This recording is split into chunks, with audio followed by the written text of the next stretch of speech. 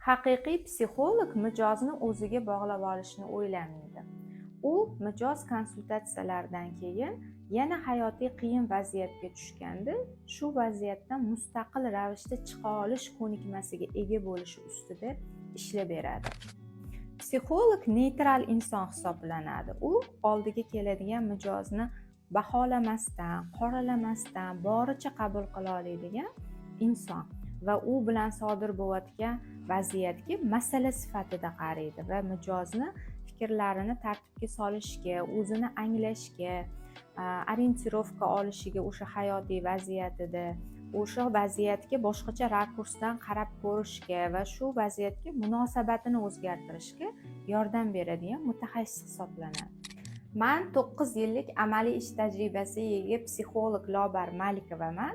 Meni sahifamga obuna bo'ling va o'zingiz uchun foydali bo'lgan bilimlarga ega bo'ling.